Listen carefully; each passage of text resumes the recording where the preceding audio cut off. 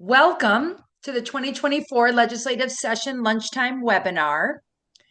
I am Kara Zimmerman, VSBA Director of Policy Services and Legislative Affairs. We are very fortunate to have with us today our Executive Director, Sue Siglowski, the Executive Director of the Vermont Superintendents Association, Jeff Francis, Representative Peter Conlon, Chair of the House Education Committee. And our goal for today is to provide an overview of the 2024 legislative session to date. And I believe we are now fortunate to also include in our list of panelists, Senator Martine Gulick, who's the Vice Chair of the Senate Education Committee. I think she'll be joining us shortly. Great. I think we'll just take a quick moment. I'll just give a little overview of how we're going to run the remainder of the webinar while we're waiting for Senator Gulick to join us.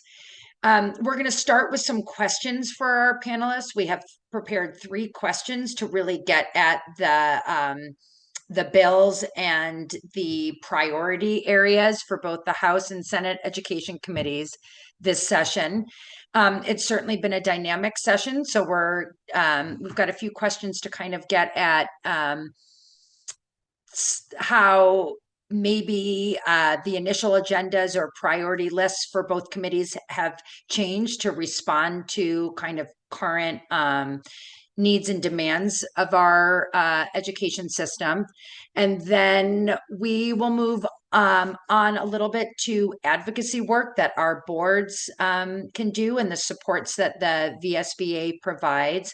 And then we'll wrap up with questions. I'll stop sharing my screen at that point so that I can move through the Q&A. All right. And oh, wonderful. Thank you so much, Senator Gulick, for joining us this afternoon. As I mentioned earlier, this is our Vice Chair of the Senate Education Committee. We have prepared 3 questions for our panelists and look forward to getting the Senate and House perspective. I wanted to provide an opportunity before we get into those questions for Senator Gulick and Representative Conlon to take a moment to introduce themselves. And I thought we'd start with you, Senator Gulick. Hi, everybody. I am out and about, so I'm sorry that I don't have my video on right now. I just wanted to say hello and happy to be here. I am Vice Chair of Senate Education and feel passionately about education in general and hope that we can come to a resolution that works for all of our school districts. Thank you so much. Thank you. Representative Conlon. Hello, everybody. My name is Peter Conlon. I'm from Cornwall, represent 5 small towns in Addison County. I'm a 17-year veteran of school boards, was on the Middlebury Union High School board for many years, and then became the first chair when we unified of the Addison Central School District Board. I stepped off that board last January, not this most recent January. I'm in my 8th year in the legislature, and I'm in my 2nd year as chair of the House Education Committee, which I've served on the whole time that I've been in the legislature. Thank you. As I said, we're very pleased to have you here today. I am going to ask 3 questions. We will ask a question, Senator Gulick, and then Representative Conlon can provide the Senate and then House perspective, and then we'll move on to the next question. I think these questions will really get at pretty much all of the bills that you're considering, but if there are any that we have deemed important bills or bills that we're closely following that we haven't gotten to, I have some slides that kind of address those, and maybe then we'll ask you to speak specifically to those bills. So the first question for our legislators is, what are other, oops, sorry, my slides are moving on me. What are the biggest challenges in the education arena this session? And what bills are you considering that address some of those challenges? Senator Gulick. Yeah, I think I'm supposed to go first. So can you all hear me pretty well? Yes. Yeah, okay, great. I would just say in Senate education, our biggest challenges this session would be working with improving literacy scores across the state.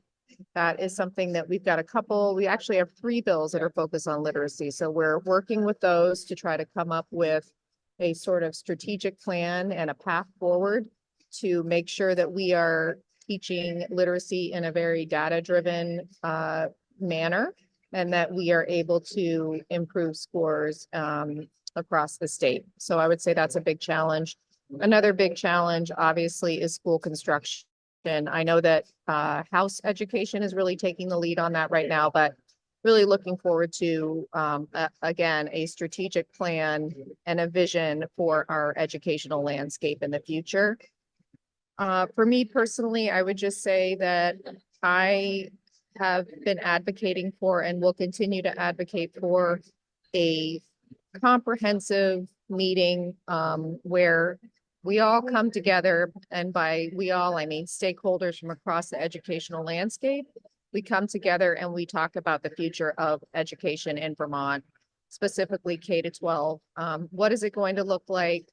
What do we need to make it thrive? Right now, I'm feeling as though we're sort of without a strategic plan and without a mission and vision.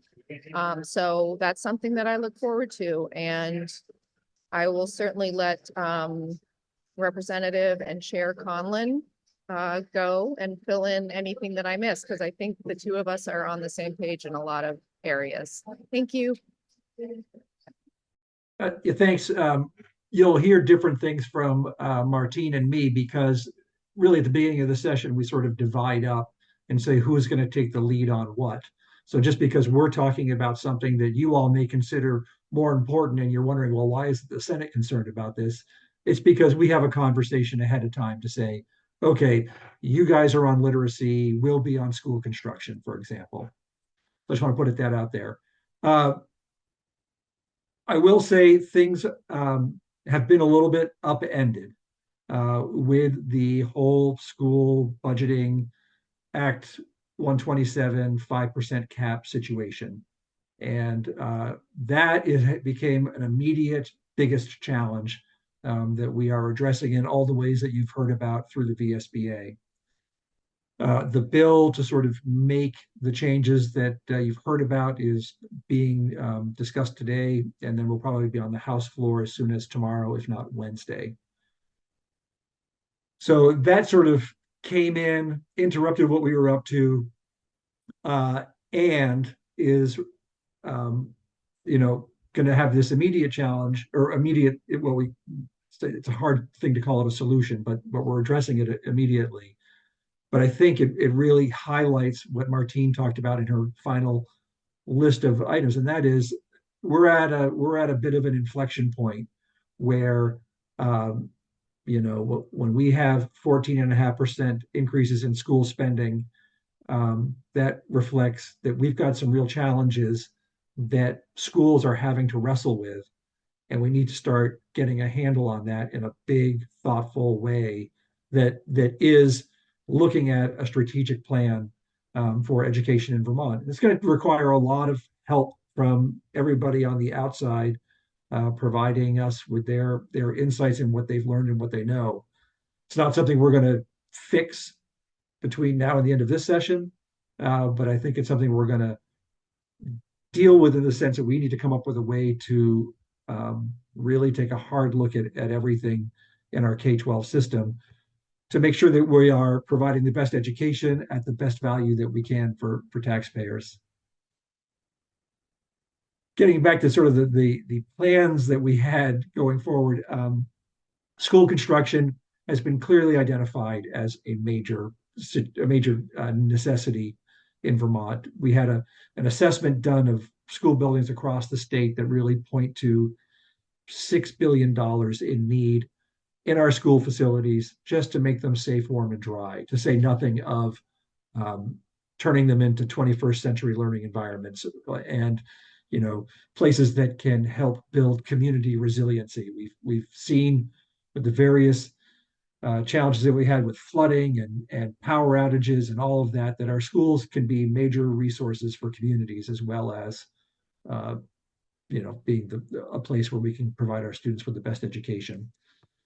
So over the summer and fall, both Martine and I participated in a task force to look at school construction to make recommendations to the legislature. Those recommendations are now in the House Education Committee.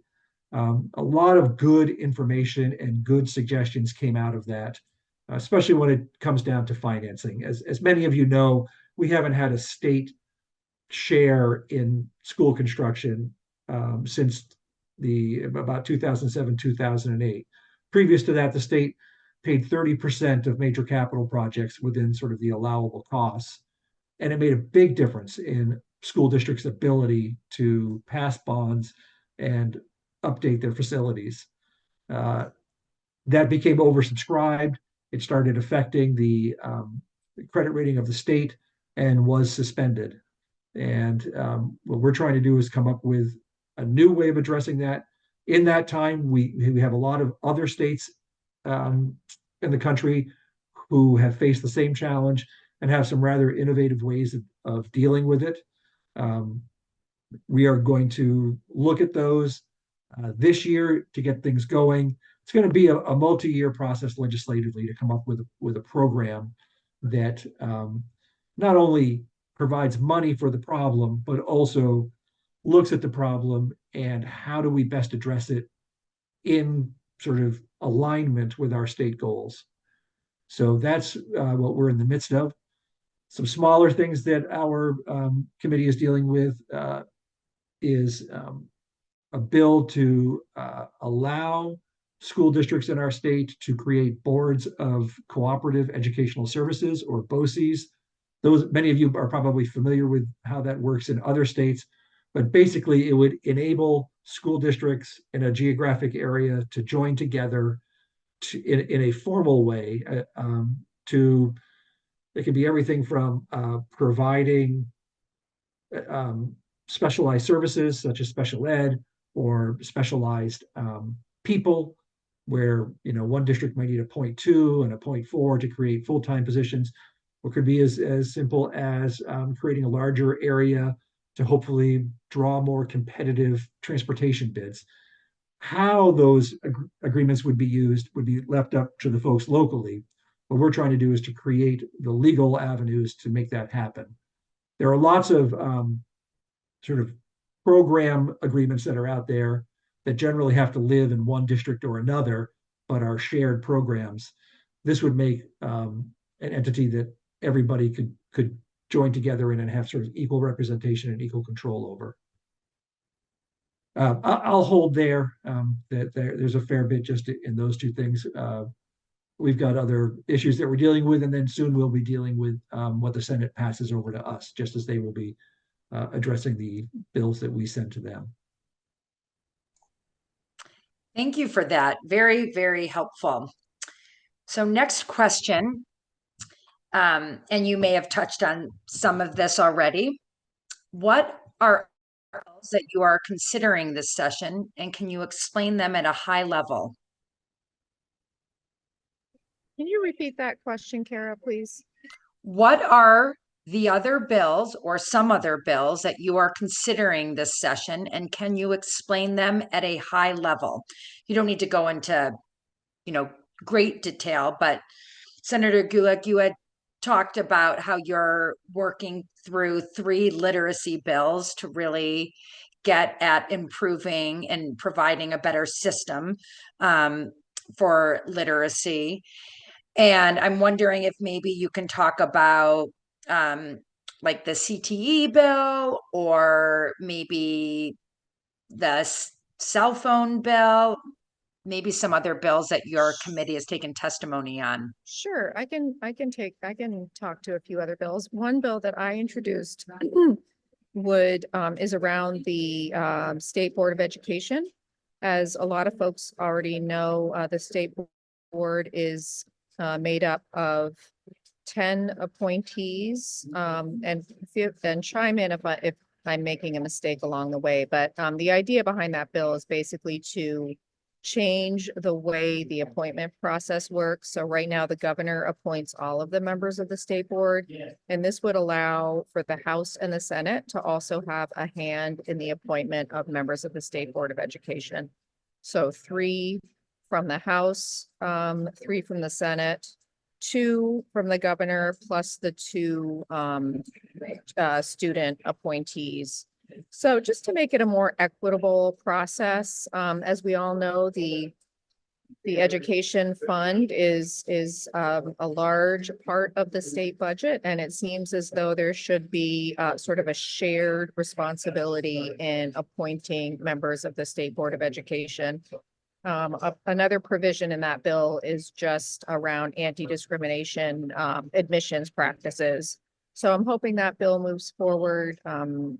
We shall see. We'll be working on it a little bit in the coming weeks, and I'll certainly try to keep folks posted. We have another bill that was introduced by Senator Keisha Rom Hinsdale to allow students who are displaced by natural disasters to remain in their school districts. We just started hearing more about that bill, and we need to do a lot of fleshing out of the details on that one. But it's definitely something that we're interested in. And then, of course, the cell phone bill, which was introduced by my colleague, Senator Terry Williams of the Rutland District. And that one we're taking testimony on. I think there's a real desire to minimize the negative effects of social media on our children and on our students. But at the same time, there's an understanding that technology is part of the educational landscape. So we are trying to thread that needle. And I can leave it at that. We have a bunch of bills. I can't go through all of them. So I'll just highlight those, and I'll let Representative Conlon speak to what they're looking at. Thank you. So in House Education, I see, we have to have bills come out of our committee by mid-March in order to be in the Senate in time. So we want to make sure we do a good job on the school construction bill. So we're devoting a lot of time to that. We feel the BOCES bill has a lot of potential to really help. And I think what we try to have our overall theme be do no harm. And so we are walking carefully. I think that if it's any indication, the interest in literacy is huge, as probably if we were to group all the bills in our committee, there are at least 5 dealing with literacy. We'll sort of take those up in the context of the bill that we get from the Senate. We're also working to address past issues, probably foremost in my mind a lot of the time is the PCB testing program. It is something that the House has been very clear that it needs to be paused while we step back and take a broader look at how it would fit in with a broader school construction program. The testing program continues, and what is unfortunate about it is that it creates lots of instability in the ability to plan for the future for a building. And we're very concerned about that as we try to move forward with a bigger shot at school construction aid. Many of your colleagues out there in the school world can say, we've been tested, we have been shown to have levels above the action level that Vermont created. And, now we have to put this construction project on hold or that construction project on hold while all of this gets sorted out. And it's really a problem. And it's something that we have been unsuccessful in trying to kind of put a hold on and say, let's look at this, number one, how it fits in with larger projects, but 2, what's the future of funding the remediation once PCBs are found. And it's been a somewhat legislatively frustrating process, and something that we are kind of vigilant about in our committee and very concerned about as the money that was set aside last year to address remediation is starting to get lower and lower. The Senate's also working on a CTE bill that we'll be seeing before too long, and it's really just a start. This is an AOE initiative that based on a study that was done of CTE as a way to both expose kids to it at a younger age, maybe in middle school, and then figure out how to fund it in a way that sort of takes away any disincentives or incentives to send kids to CTE programs. And then there's a whole governance issue that probably will not be addressed this year. But CTEs is definitely right up there in terms of bigger issues that we're looking at. And there's also a lot of interest, and this doesn't have much to do with VSBA, in some small matters at the higher ed level, governance of the state university and UVM and who sits on those boards, residency requirements for undocumented immigrants who have established residency in the state.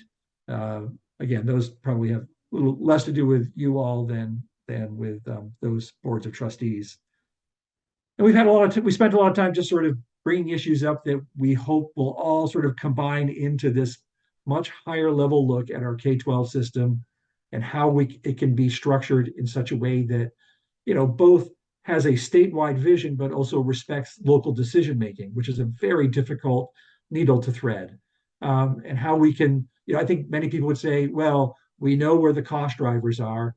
Many of them have nothing to do with education and have a lot more to do with mental health.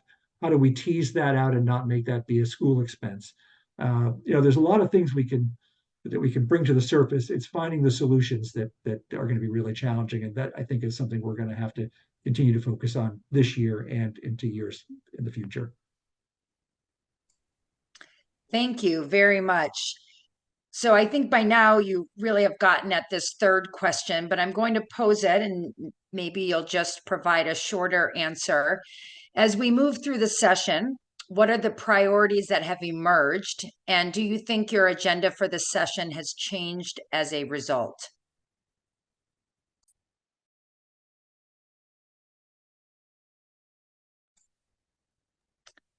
Senator Gulick? Yeah, I'm here.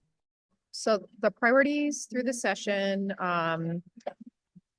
well, as you pointed out earlier, I'm not the chair of my committee, so I don't have full jurisdiction over what becomes a priority or not. So as vice chair, I have to sort of go with what's decided upon, although we try to do it in a democratic way. I would just, again, repeat that our priorities are really around working on literacy. And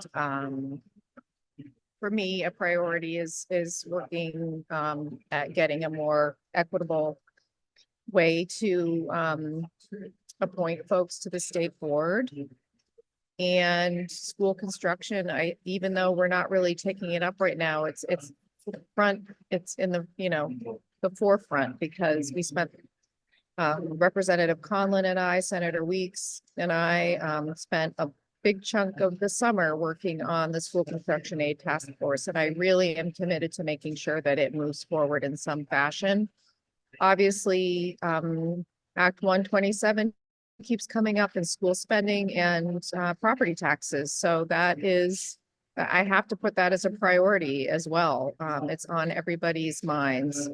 And like I said, strategically, I hope we can come up with a long range plan that will mean that we don't have to go through this again, because I think many of us are worried that our school budgets may not pass. And that is something that would harm children and harm our educational landscape in many, many ways. So I don't want to be too negative and dire, but these are things that I have to point to as priorities.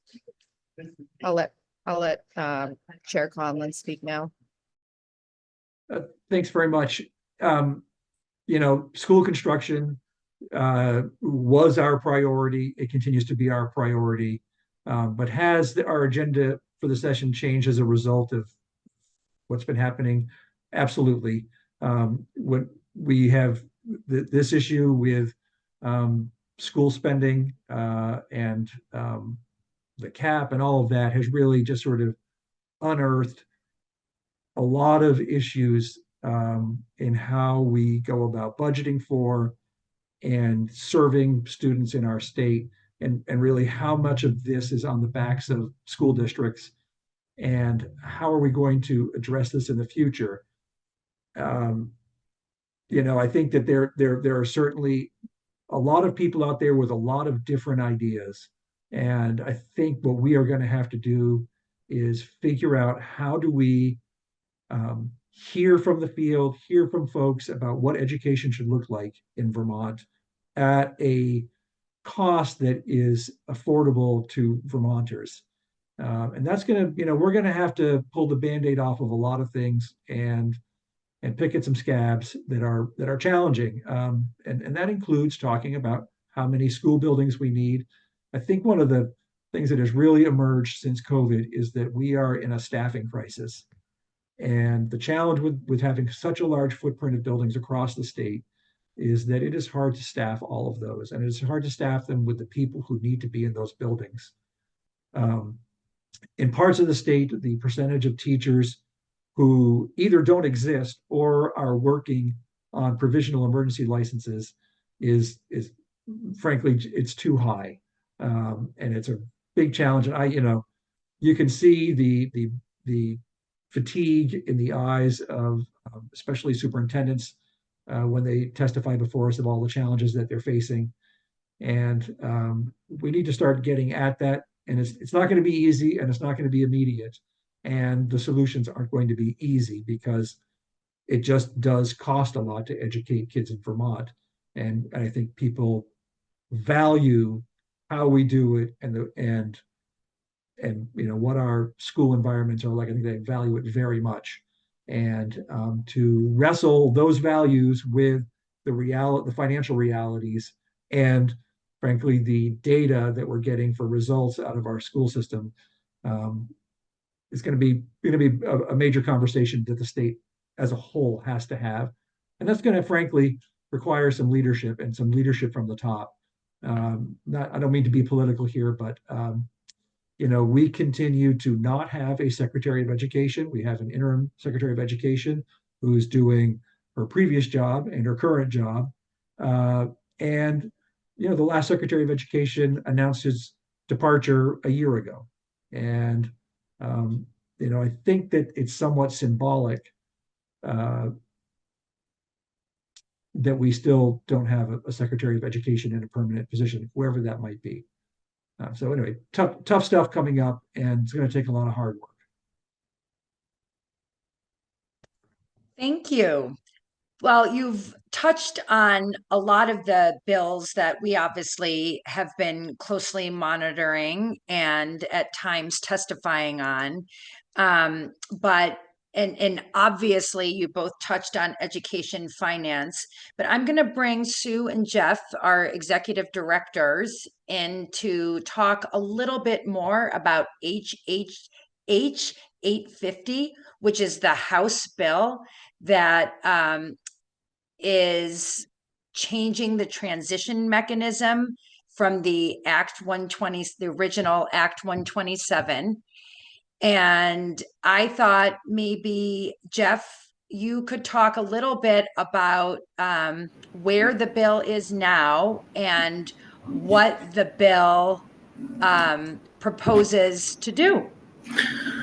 Thanks, Kara. Because this is a VSBA webinar, I'd actually like to defer to Sue, let her take that. And then I came on in a supporting role only. So I'm happy to add comments if necessary, but I'd like to yield to Sue to do that. I would be happy to do that. So the House Ways and Means Committee has been working on a committee bill, which they passed on Friday, and it now has a bill number, which is H850. And the first part of the bill changes the tax transition provisions of Act 127. That you will remember that is the bill that adjusted the pupil weighting factors. So the H850 changes the way that the transition mechanism is calculated. It is no longer a 5% cap. It is a provision that only applies to those districts that are losing taxing capacity, and they get a certain number of cents off of their tax rate based on the amount of taxing capacity that they are losing. And we sent out last week a couple different emails about this, updating members as the action was occurring. We're not, obviously, we're not through the process yet. Today, the House Appropriations Committee is considering the bill. I believe it's at 1 o'clock today. So it could be on the House floor, as Rep. Conlon indicated, as early as tomorrow or possibly on Wednesday. Also, along with that, the change that I just spoke about, H 850 has in section 3 language allowing a school board to cancel the district's vote on an article or articles related to the budget for the purpose of amending the budget, and says that if a district does that, then it must amend the warning for its annual district vote to state that the budget vote is canceled.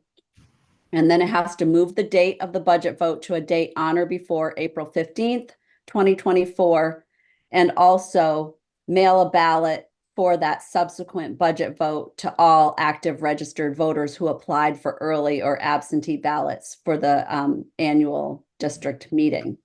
And there's money appropriated in the current version of H 850. The sum of $500,000 is appropriated from the general fund to the Secretary of State for the purpose of offsetting the election costs that would be incurred by any school district that decided to change the date of its vote.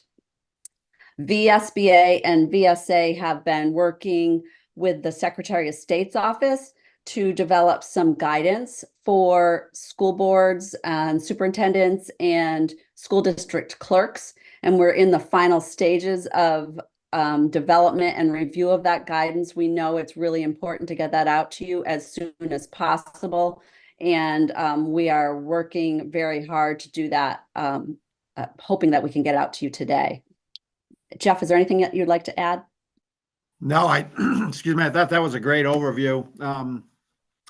I would say that for school board members, and if there are superintendents on the call, the details of the 850 navigation were sent out by Sue and me for VSBA and VSA respectively last Thursday and or Friday. So some of the details about the analysis that's been done by the Joint Fiscal Office and the Agency of Education with regard to the transition mechanism is available to you, as is the testimony that our associations issued jointly. So as Sue indicates, we're really in the next phase, which will include watching the General Assembly consider legislation until they either have it finally adopted or not. But also trying to get you guidance out with regard to the opportunity to move school district meeting dates if you are in a position and inclined to do so. The one thing that I would add that I don't think Sue mentioned is that there's a fair amount of lobbying that's going on from individual school districts and school district members, because as people on the call understand, not everybody's in the same place with their regard for the policy proposals that are coming out of state government.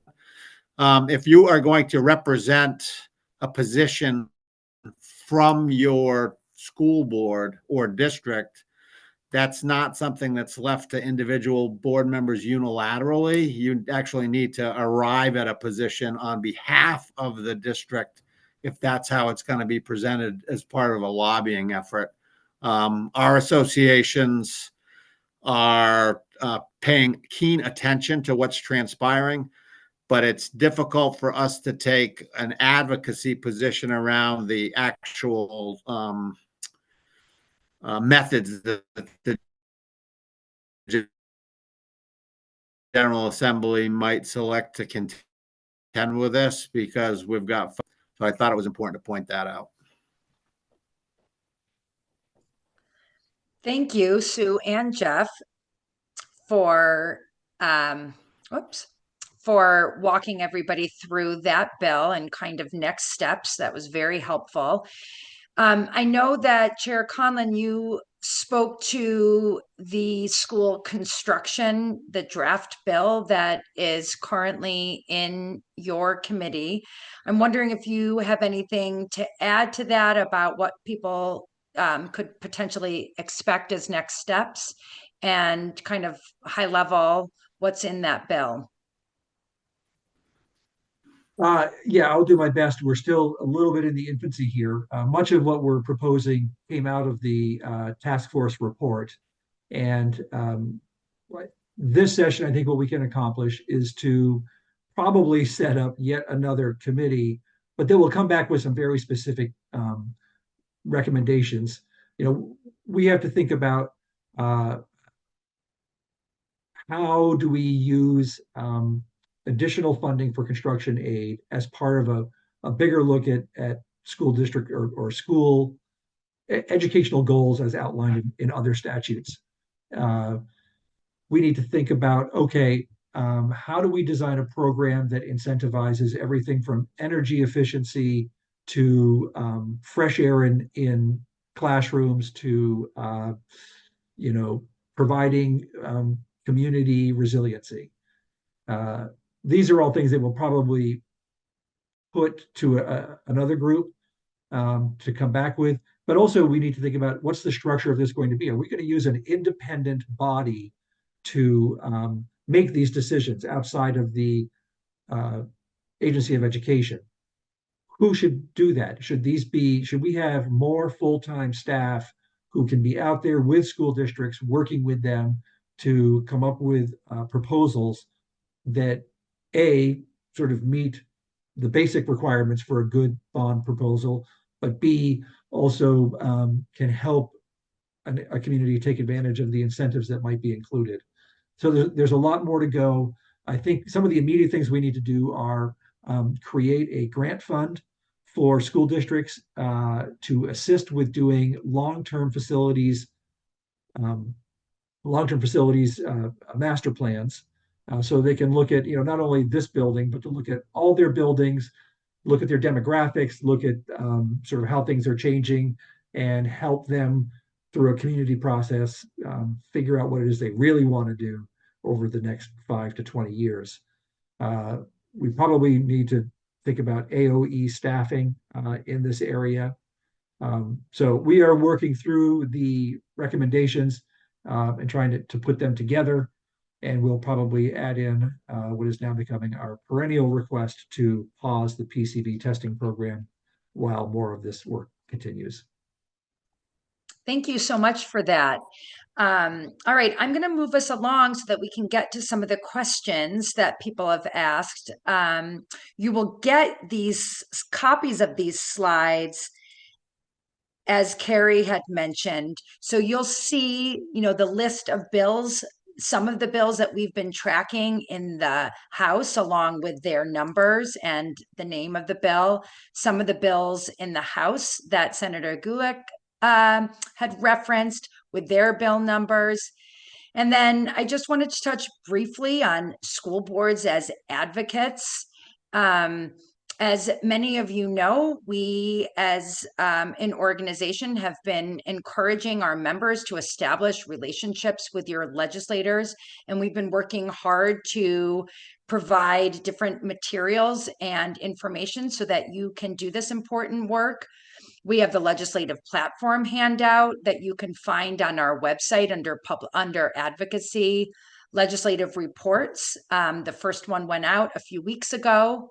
VSBA updates and action alerts, commentary and testimony that we provide links to on the VSBA website.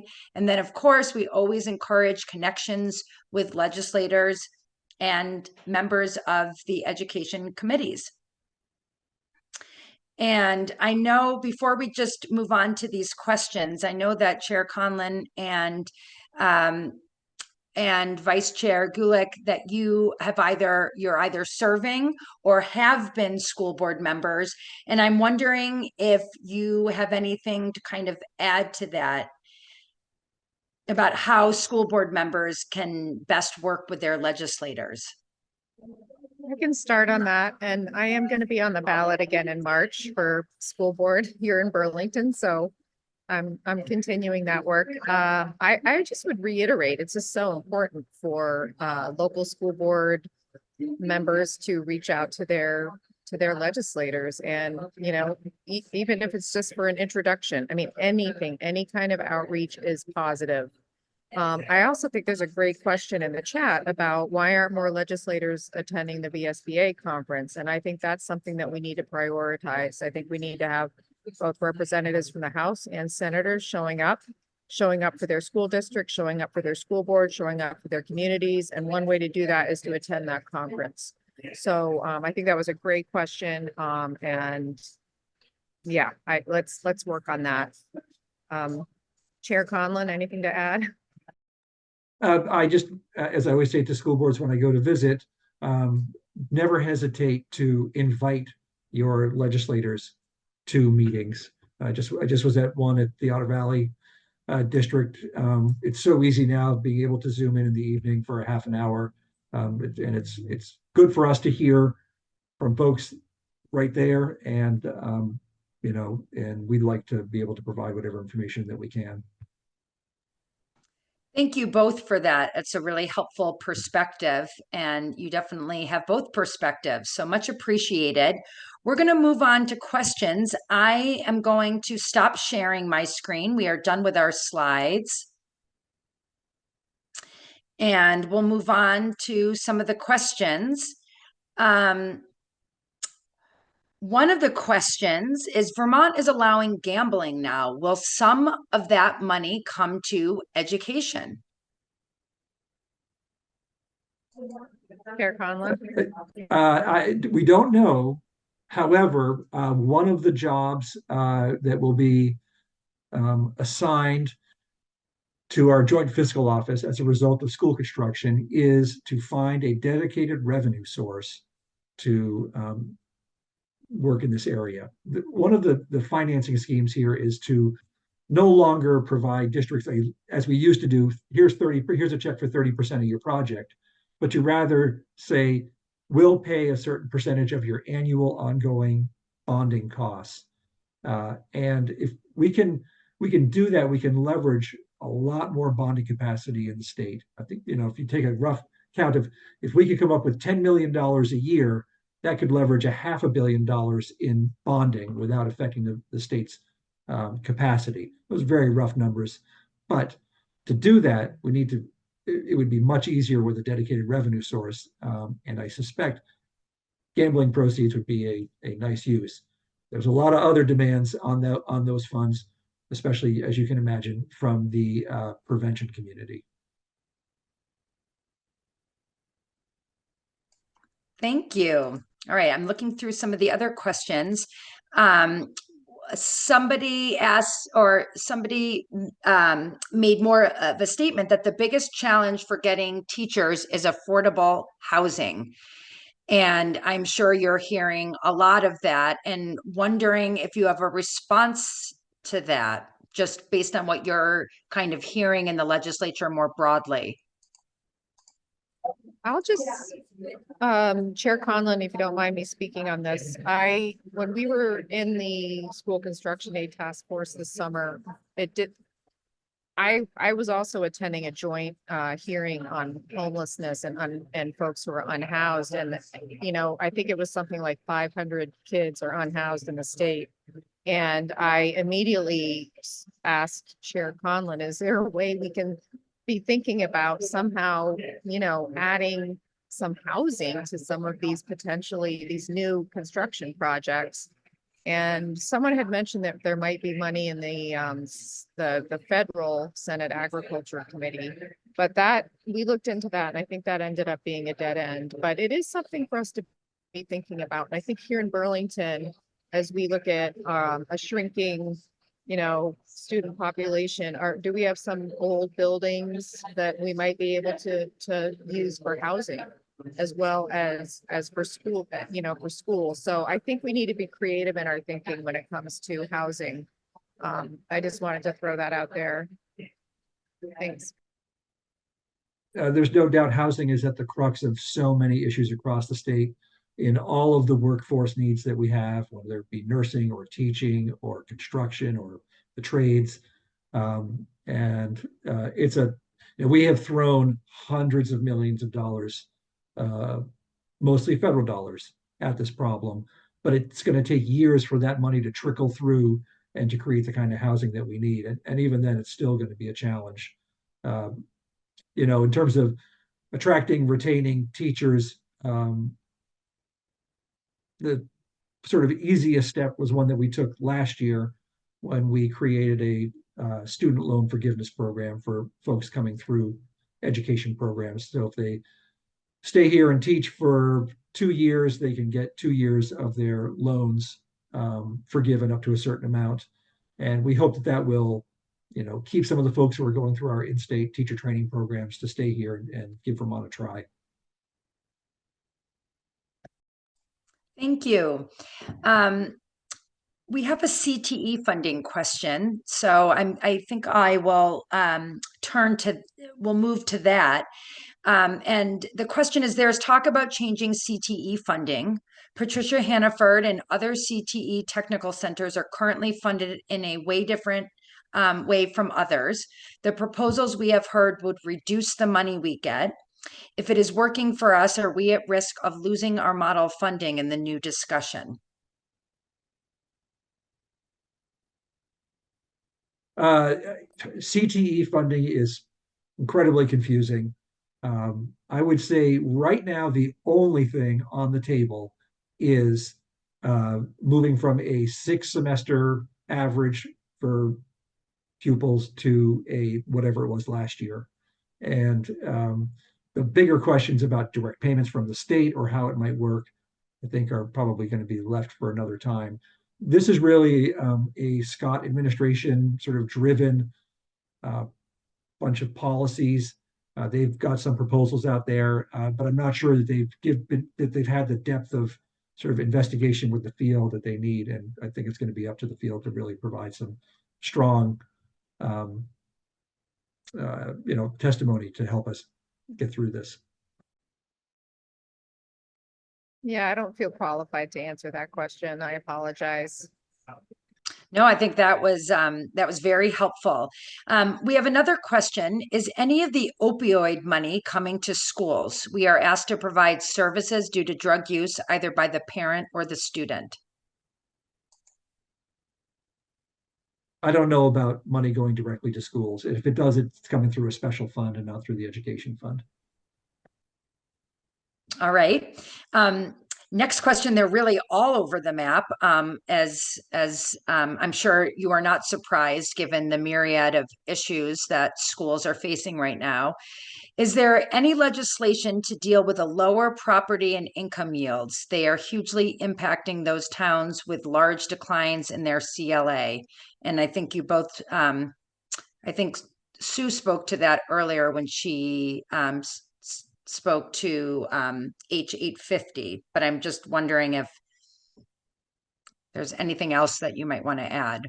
It's sort of the yield that drives everything. It's what sort of kicked us into gear on H850. It was becoming clear that the yield was collapsing.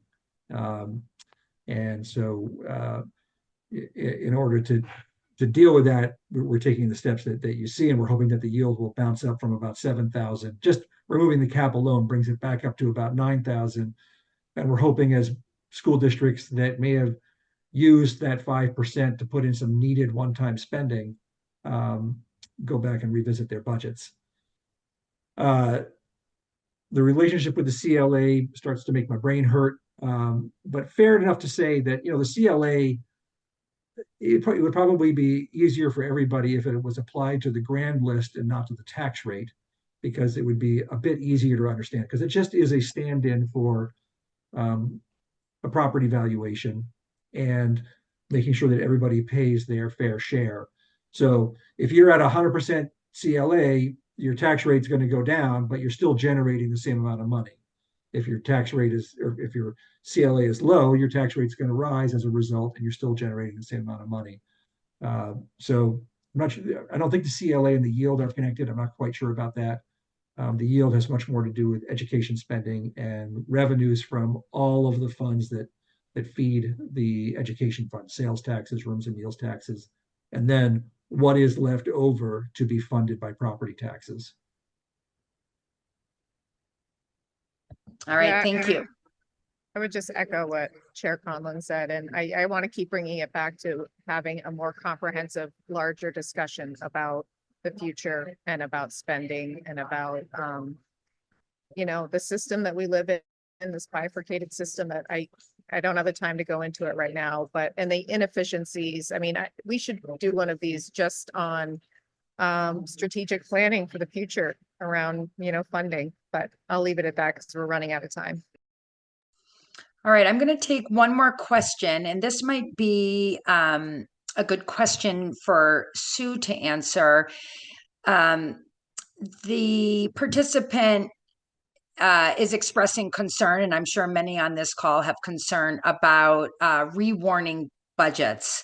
The timeline for canceling the vote on a warned article is concerning for people. Stress, certainly adding an extra layer of stress to an already stressful part of school board's job, right? Warning the budget. The subsequent work for our supervisory union, having one finance department and one executive assistant to accomplish all of this work for the 5 school districts, does not seem feasible. And I'm wondering, Sue, if we might be able to speak a little bit to the to ways that school boards and school districts might be supported in this process. Yes, I would be happy to talk about that. I think the first thing to remember is that it's not required that school boards change their budget vote. So that's a decision that's going to be up to each individual board based on their circumstances with their budget, and a conversation at their board meeting, with their community possibly weighing in as well.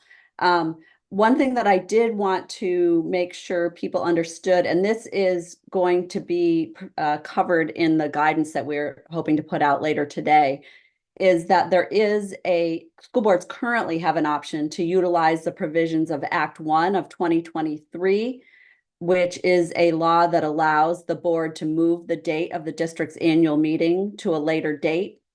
That law is only in effect until July 1, 2024. It was put in place because of the pandemic, but it actually could be utilized, for any purpose. And so we will be covering in the guidance that we send out to you, the provisions of Act 1 and what the board would need to do under Act 1 in order to vote on rescheduling the date of an annual meeting or budget vote. And we're really hoping that this guidance that we put out with the Secretary of State's office is going to be answer a lot of your questions and help people through this process. And in addition to questions that school board members might answer, there's also a section of the guidance that is applicable for your school district clerks, and a lot of them are town clerks that serve as school district clerks, that is really specific to how they handle the ballots. So please be on the lookout for an email from VSBA with this guidance in it. Thank you. Thank you, Sue. Well, we've come to the end of the webinar. I'm very grateful for our panelists. Thank you for taking time out of your busy schedules. I hope that our members found this very useful. I know that I did. And I look forward to continuing our partnership with everyone. Thank you. Thank you. And thank you all for everything that you do. Yeah, thank you.